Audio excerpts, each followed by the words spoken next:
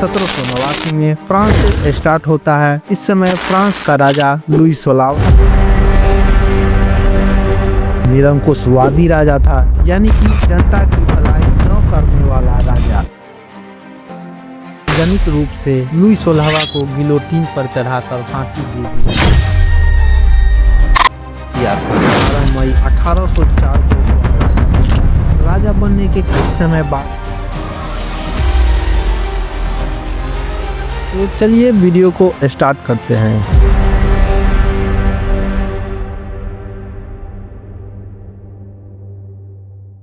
आपको लगता होगा हिस्ट्री पढ़ना समझना बहुत कठिन है, लेकिन नहीं, हमने एक ऐसा फॉर्मेट तैयार किया है जिससे हिस्ट्री पढ़ना समझना बहुत आसान हो जाता है। इस वीडियो में हम क्लास 10 हिस्ट्री चैप्टर 1 यूरोप में राष्ट्रवाद के बारे में बात करेंगे। आपको पता होगा यूरोप एक कॉन्टिनेंट है और राष्ट्रवाद का मतलब राष्ट्र के विकास के प्रति भावना जगना। यह क्रांति 1789 में फ्रांस से स्टार्ट होता है। इस समय फ्रांस का राजा लुई 16वां था, जो कि निरंकुशवादी राजा था, यानी कि जनता की भलाई न करने वाला राजा था। वह बुर्बो राजवंश से था, ईसाई धर्म से था। राजवंश का मतलब कुल या खानदान, धन का मतलब जाति। वह निरंकुशवादी राजा था, यानी कि जनता की भलाई न करने वाला राजा। इसका मतलब वह शासन तो करता मगर जनता की भलाई न करता। उसने सामंती व्यवस्था को लागू किया था, यानी कि किसान से ज्यादा जमींदारों सामंतों के पास अधिकार होता था। सामंत के हिसाब से किसान को कर देना पड़ता था, यानी कि टैक्स देना पड़ता था। सामंत को जितना मन होता उतना किसानों से कर वसूल सकता था। फ्रांस में सभी को समान अधिकार प्राप्त नहीं था। उस समय फ्रांस में मुख्यतः 4 प्रकार के लोग रहते थे: पादरी, कुलीन, मध्य वर्ग और सर्वहारा वर्ग। पादरी वर्ग चर्च के पुजारी और चर्च से संबंधित लोग होते थे। वह चर्च के द्वारा उछले गए टैक्स पर निर्भर रहते थे। मध्यम वर्ग और सर्वहारा वर्ग के पास कोई छूट नहीं था। मध्य वर्ग के लोग छोटे नौकरियों और छोटे व्यापार पर आधारित रहते थे। सर्वहारा वर्ग का मतलब ही है सभी जगह से हारा हुआ वर्ग, जिसमें गरीब, किसान, मजदूर शामिल थे। उनके पास न धन होता था, उनका स्थिति भी दयनीय होता था। उसने आंतरिक आयात निर्यात शुल्क भी लगा दिया था, यानी कि फ्रांस के अंदर आप कहीं भी जाते तो आपको एक जगह से दूसरी जगह जाने के लिए भी टैक्स के रूप में पैसा देना पड़ता था। उसने नाप तौल की प्रणाली भी अलग अलग कर दिया था, यानी कि यहाँ पे 1 केजी 800 ग्राम के बराबर है तो किसी दूसरे जगह 900 ग्राम के बराबर भी हो सकता है, 1100 ग्राम के बराबर भी हो सकता है।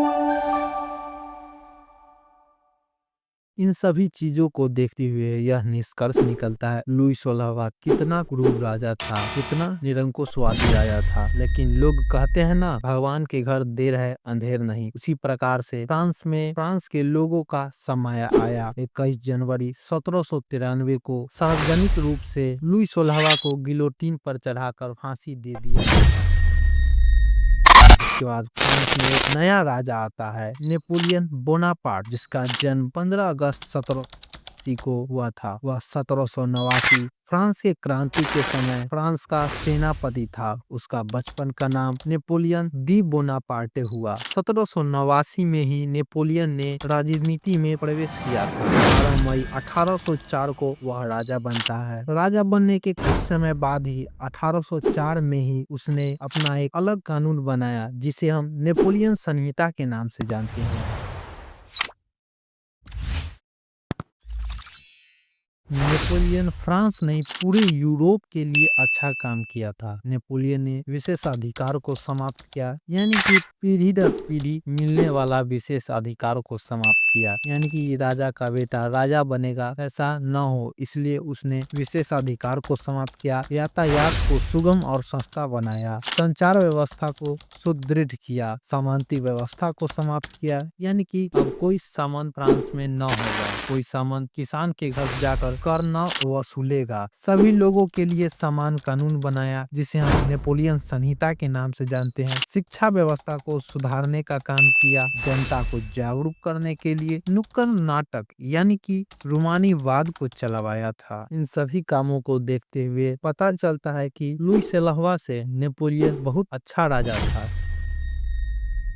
नेपोलियन अपने राज्य के विकास के साथ साथ अपना राज्य का विस्तार भी कर रहा था। 18 जून 1815 को वाटरलू के मैदान में वाटरलू के युद्ध में एक तरफ फ्रांस, दूसरी तरफ रूस, रसा, ऑस्ट्रिया, ब्रिटेन और हंगरी था, जिसमें फ्रांस हारता है। फ्रांस को हारने के बाद नेपोलियन बोनापार्ट को सेंट हेलेना नामक द्वीप पर रखा जाता है। 1821 ईस्वी में 52 वर्ष के आयु में नेपोलियन की मृत्यु हो जाती है।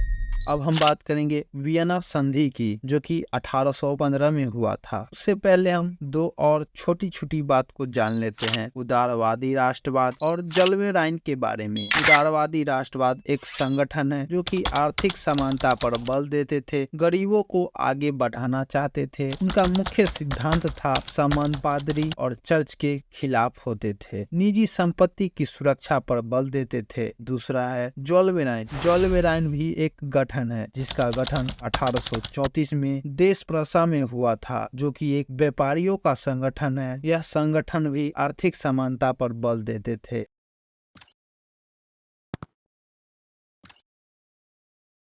अब हम बात करते हैं वियना संधि के बारे में। वियना संधि 1815 को हुआ था, जिसका अध्यक्ष मेटरनिक, जो कि ऑस्ट्रिया का चांसलर था। चांसलर का मतलब सम्राट राजा होता है। वियना संधि का मुख्य उद्देश्य था नेपोलियन के द्वारा किए गए बदलाव के कार्य को समाप्त करना, यानी कि 1789 से लेकर 1815 के बीच पूरे यूरोप में जो नेपोलियन ने अच्छे काम किए उनको समाप्त करना था। जनता की भलाई करने वाला कोई सम्राट न बनना चाहिए, यूरोप भर में कोई बदलाव का कार्य न हो। वियना संधि का उपलब्धि नेपोलियन के द्वारा सभी जीते गए छोटे से छोटे और बड़ा से बड़ा क्षेत्र को वापस कर दिया गया। इटली को 300 छोटे राज्यों में विभाजित कर दिया गया। फ्रांस को भी 2 बड़े भागों में विभाजित कर दिया गया। फ्रांस पर भारी जुर्माना लगा दिया गया। जर्मनी को भी कई भागों में विभाजित कर दिया। पुनः बोर्बो राजवंश की स्थापना कर दी गई और लुई 18वां को सम्राट बना दिया गया, जो कि लुई 16वां का बेटा था। लुई 18वां 9 साल 1815 से 1824 तक शासन करता है, फिर पेरिस में उसकी मृत्यु हो जाती है। इस वीडियो में हमने इस चैप्टर के अधिकांश भाग यानी कि आधा से ज्यादा भाग को कवर कर चुके हैं। अगले वीडियो में हम 1848 की क्रांति, यूनान की स्वतंत्रता की कहानी, इटली के एकीकरण और जर्मनी के एकीकरण को देखेंगे। उसके बाद यह चैप्टर हमारा समाप्त हो जाएगा। तो आशा है कि आपने चैनल को सब्सक्राइब कर लिया होगा। चैनल को सब्सक्राइब नहीं किया है तो चैनल को सब्सक्राइब कर ले, क्योंकि यह चैनल नया है। हो सकता है दोबारा सर्च करने पर आपके सामने वीडियो आए या न आए, इसलिए चैनल को सब्सक्राइब कर ले, वीडियो को लाइक कर ले। हो सकता है वीडियो में कुछ गलत हो तो आप कमेंट में बता सकते हैं। तो चलिए मिलते हैं नेक्स्ट वीडियो में।